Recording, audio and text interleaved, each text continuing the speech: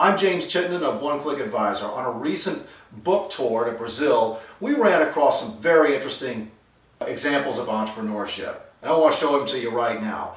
You may notice in the United States, solicitation on the beach or selling on the beach is prohibited. In fact, a lot of people just don't want to go up to strangers and sell, and maybe that's part of our problem. Solicitation is widespread on Brazil's most elite beaches, such as Copacabana and Ipanema. This is the beach. Solicitation is quite natural and accepted. This person right here is selling cotton candy.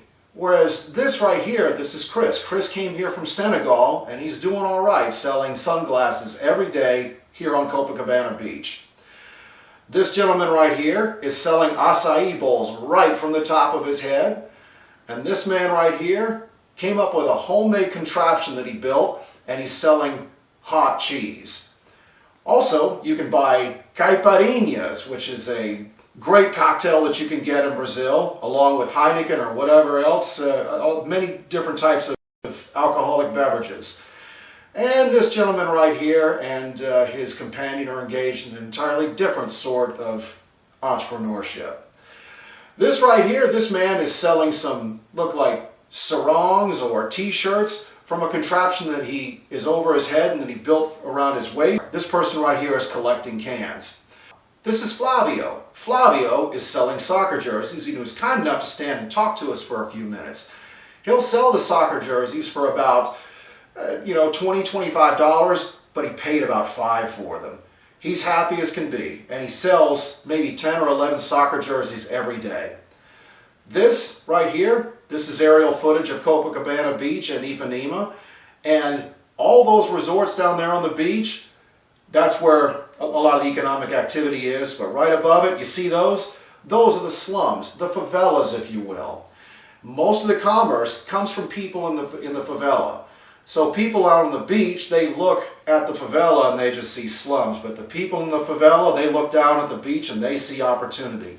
Be like the guys from the favela that I've introduced you to today. So there you have it. Entrepreneurship of opportunity and entrepreneurship of necessity. We saw both of them. But what that really is hustle. Hustle, whether you were born in the United States and want to be an entrepreneur, or whether you're coming here from elsewhere and want to be an entrepreneur, hustle's a requirement. You want to start a business and do well? Learn to hustle like these people. So what you just saw was hustle in its rawest form. So if you've got the hustle, great. You can put it to use and you make a very good living. If you don't have the hustle, then learn it. Do the uncomfortable things and learn that sort of hustle. And from there, it's just a matter of going to One Click Advisor and grabbing the tools that you need so that you can take your hustle and build in a really good business to provide a good living for yourself and for your family.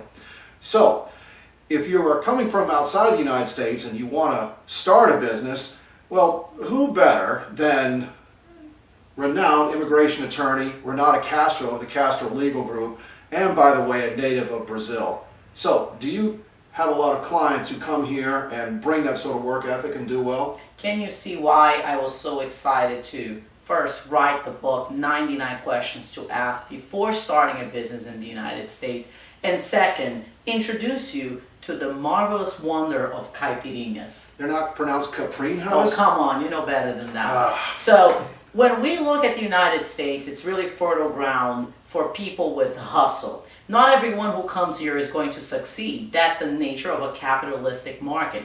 But if you have hustle and you polish that hustle with the proper guidance from a business expert who can teach you how to start, operate, market, finance your business, and you listen to a good qualified immigration attorney who can design pathways to come into the United States lawfully, then that's the winning combination. So our book, 99 Questions to Ask Before Starting a Business in the United States, think about it as a conversation at the Copacabana Beach with a caipirinha, where we're just asking you questions about what is the vision that you have so that we can land to a map, a pathway to achieving your goal of being an entrepreneur in the United States.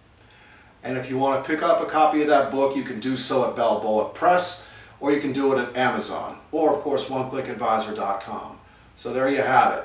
Entrepreneurship in the United States or entrepreneurship that you bring to the United States. I'm James Chittenden of One Click Advisor. And I'm Renata Castro of the Castro Legal Group. May the odds ever be in your favor.